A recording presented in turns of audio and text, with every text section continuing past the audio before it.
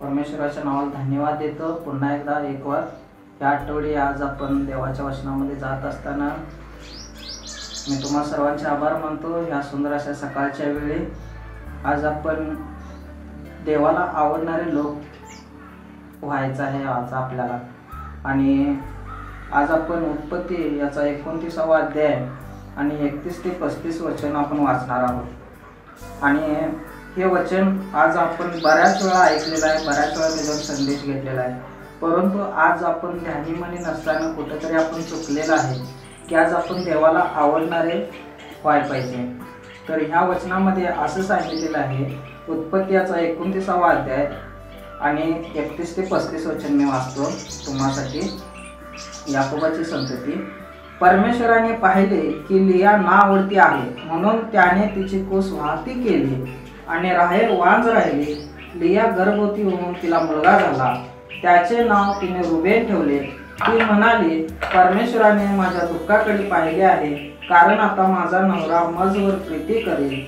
ती पुन्हा गर्भवती होऊन तिला मुलगा झाला, तेव्हा ती म्हणाली, मी नावडती आहे, हे देवाने ऐकले म्हणून त्याने मला हाही दिला, आणि तिने त्याचे नाव शिमोन ठेवले।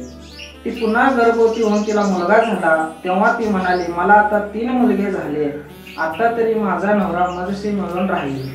तिने त्याचे नाव लेवी ठेवले। ती पुन्हा गर्भवती होऊन तिला मुलगा झाला, तेव्हा ती म्हणाली, आता मी परमेश्वराचे स्तवन करेन। यावरून तिने त्याचे नाव यहूदा ठेवले। पुढे तिचे जतन थांबले। देवबापकडे वाचलेले वचन आशीर्वादित असो। आणि ह्या वचनाद्वारे परमेश्वराने जी लिया होती ती लिया कुणालाच आवडत नव्हती, कारण लियाचे डोळे निस्तेज होते आणि निस्तेज असल्यामुळे ती सर्वांची नावडती होती। परंतु परमेश्वराने तिच्याकडे पाहिले आणि तिला 4 पुत्रांचा आशीर्वाद देऊन तिला आशीर्वादित केलेले आहे। जी राहेल होती, ते राहेलवर याकोबाचं खूप प्रेम होतं, कारण राहेल दिसायला देखणी आणि सुंदर होती। परंतु परमेश्वराने तिला आशीर्वादित न देता लियाला आशीर्वाद दिलेला आहे, कारण लिया ही कुणालाच आवडत नव्हती। आज तशाच प्रकारे जर आपण एखाद्या मनुष्याला आपण जर पारखत असलो तर आपण बाहेरून त्याचा स्वभाव बघत असतो, परंतु परमेश्वर अंतःकरण जाणत असतो। आणि म्हणून या वचनाद्वारे तुम्हाला मला आशीर्वादित असो। परमेश्वराचे आज आपण आवडते असं बनूया आणि परमेश्वराच्या नावाचा गौरव करूया। देवबाप करो वाचलेले वचन आशीर्वादित असो। जर आमचा व्हिडिओ आवडला असल्यास तर लाईक करा, शेअर करा, कमेंट करा आणि सबस्क्राईब करा।